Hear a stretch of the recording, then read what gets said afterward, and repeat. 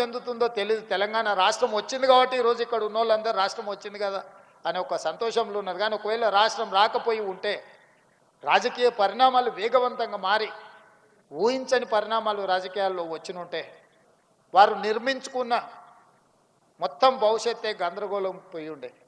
అయినా పర్వాలేదు అని చెప్పి ఆ రోజు పెద్దలు దేవేందర్ గౌడ్ గారు తెలంగాణ ఉద్యమంలో ముందున్నారు. ఇదే విధంగా గోదావరి జలాల ద్వారానే తెలంగాణ రాష్ట్రం సస్యశ్యామలం అవుతుంది. వేలాది టీఎంసీలు సముద్రంలో కలుస్తుంటే పాలకుల నిర్లక్ష్యం తెలంగాణకు తీరని అన్యాయం చేస్తుంది. ఖచ్చితంగా గోదావరి జలాల ద్వారానే ఈ తెలంగాణను సస్యశ్యామలం చేయాలని వారు పాదయాత్ర చేయడం ద్వారానే ఆనాటి ప్రభుత్వం మీద ఒత్తిడి వచ్చి ఎప్పటి నుంచో డిమాండ్ ఉండే.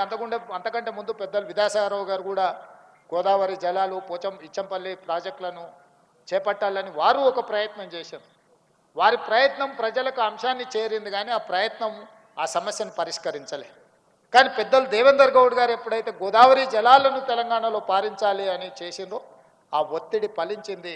ఆ రోజు ప్రాణహిత చేవెళ్ళ ప్రాజెక్టును ఆనాటి ప్రభుత్వం చేపట్టి దాదాపుగా ఎక్కడో తుమ్మిడిహెట్టి దగ్గర ఉన్న ప్రాజెక్టును చేవెళ్ళ వరకు, వికారాబాద్ వరకు, తాండూరు వరకు నీళ్లు తరలించాలనే ప్రాజెక్టుకు ఆ రోజు పునాది రాయబడ్డది. ఆ పోరాటంలో దేవేందర్ గౌడ్ గారు ఆ పాదయాత్ర ప్రభుత్వాల మీద ఒత్తిడి వచ్చింది. ప్రభుత్వాలు నిర్ణయం తీసుకుని ప్రభుత్వాలు ఆ ప్రాజెక్టును చేపట్టాల్సిన పరిస్థితి వారి పాదయాత్రతో వచ్చింది. ఆ తర్వాత వాళ్ళు తీసుకున్న నిర్ణయాలలో ప్రధానంగా తెలంగాణ అంటే టీజీ అనే పిల్లలు బండ్ల మీదనే కాదు వాళ్ళ గుండెల మీద కూడా ఆ రోజు రాసుకున్నారు. తెలంగాణను టీజీ రూపంలో రాయాలి అని ఆ రోజు దేవేందర్ గౌడ్ గారు తీసుకున్న రాజకీయ నిర్ణయమే టీజీ. కానీ తెలంగాణ రాష్ట్రం వచ్చిన తర్వాత ప్రజల గుండెల్లో శాశ్వతంగా ఉన్న టీజీ కాస్త టీఎస్గా మారింది. కానీ నాకు అవకాశం వచ్చినప్పుడు ప్రజల గుండెల్లో శాశ్వతంగా ఉన్న టీజీనే తెలంగాణలో ఉండాలి అని చెప్పి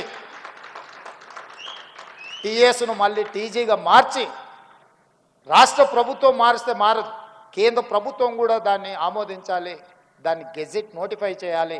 కేంద్ర ప్రభుత్వం దగ్గరకు కూడా వెళ్ళి ప్రధానమంత్రి గారిని, కేంద్ర హోంశాఖ మంత్రి గారిని కలిసి ఎంహెచ్ఏ నుంచి నోటిఫై చేయించి ఈరోజు ప్రజల గుండెల్లో శాశ్వతంగా ఉన్న టీజీ ఈరోజు టీజీగా ప్రజలు కోరుకున్న విధంగా వచ్చింది అని అంటే అది వారు ఆ రోజు ఆలోచన చేసిండ్రు, ఈరోజు మేము అమలు చేసినాం.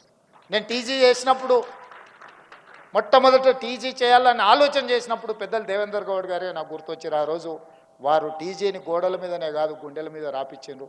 ఈరోజు తెలంగాణ ప్రజలు కోరుకున్నట్టుగా టీజీ అని.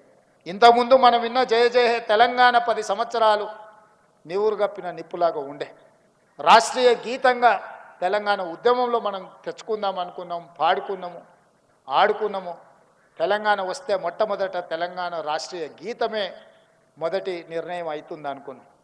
కానీ 10 సంవత్సరాలు నివురు గప్పిన నిప్పులా కొలిమిలో అట్లానే దాన్ని వెలికి తీసి ఊది ఈ రాష్ట్ర అధికారిక గీతంగా మన ప్రభుత్వం నిర్ణయం తీసుకున్నది. ఇవన్నీ ప్రజల వైపు నుంచి ఉన్న ఆలోచన. ఇందులో నా ఆలోచన ఏం లేదు, నా కోరిక ఏం లేదు. జయ జయ హే తెలంగాణకు నేను ఆథర్ని కాదు, లేకపోతే దాని స్పాన్సరర్ని కూడా కాదు. రాసినవాడు, పాడినవాడు, ప్రజలకు తీసుకెళ్ళిన వాళ్ళు వందలాది వేలాది మంది త్యాగాలు చేసిన వాళ్ళు ఉన్నారు. అది శాశ్వతంగా చరిత్ర పుటలలో ఉండాలని ఒక ఆలోచనతోటే మేము ఆ జయ జయ హే తెలంగాణను అధికారిక గీతంగా చేసినాం. వీళ్ళనేగా తెలంగాణ ఉద్యమంలో చరిత్రకారులు, తెలంగాణ ఉద్యమంలో సర్వం కోల్పోయిన కుటుంబాలు ఉన్నాయి. అందులో బండి యాదగిరి గారు కావచ్చు, చాలామంది పేర్లు నిన్నమని ఒక 9 మంది ప్రముఖులను గద్దరన్న నుంచి మొదలు పెడితే పాశం యాదగిరి వరకు 9 మంది ప్రముఖులు తెలంగాణ కోసం సర్వం కొట్టిరు. ఈరోజు వారి వయసు పూర్తిగా ఆరోగ్యము క్షీణించిన పరిస్థితి. ఆర్థికంగా వాళ్ళ గురించి నేను చెప్పాల్సిన అవసరం లేదు. మరి ఈరోజు సర్వం జీవితాన్నే తెలంగాణ ఉద్యమంలో, తెలంగాణ రాష్ట్ర ఏర్పాటులో, తెలంగాణ ప్రజల యొక్క హక్కుల కోసం సర్వం త్యాగం చేసిన వాళ్ళను తెలంగాణ రాష్ట్ర ప్రభుత్వం ఎందుకు గుర్తించకూడదు అని చెప్పి వాళ్ళందరినీ గుర్తించి, వాళ్ళకు గౌరవించి, వాళ్ళకు ఉండడానికి ఒక ఇంటి స్థలము, వాళ్ళకు ఆర్థికంగా కనీసం వాళ్ళ పిల్లలు, నేను గద్దరాన్ని ఇంటికి వెళ్ళినప్పుడు అక్కడ ఉన్న పరిస్థితులు చూసినప్పుడు బాధ కలిగేది. అరే వీళ్ళేనా ఇన్ని లక్షలాది మందిని ఉద్యమం వైపు నడిపించిన వాళ్ళు, ఈ దేశంలోనే కోట్లాది మందిని ప్రభావితం చేయగలిగిన వాళ్ళు ఈరోజు ఇంత ఆర్థిక ఇబ్బందులను ఎదుర్కొంటే కుటుంబాలు గడుస్తున్నాయంటే వీళ్ళ త్యాగం గొప్పది. మేము అందించే ₹1 కోటి నగదో, ఒక ఇంటి స్థలమో, లేకపోతే వాళ్ళకి ఇచ్చే ఒక తామర పత్రమో వాళ్ళ జీవితాలలో ఎలాంటి మార్పు తీసుకురాదు, కానీ ఈ తెలంగాణ సమాజం మిమ్మల్ని గుర్తుపెట్టుకున్నదని ఒక గుర్తింపు కోసమే ఆ కార్యక్రమాన్ని రాష్ట్ర ప్రభుత్వం తీసుకున్నది.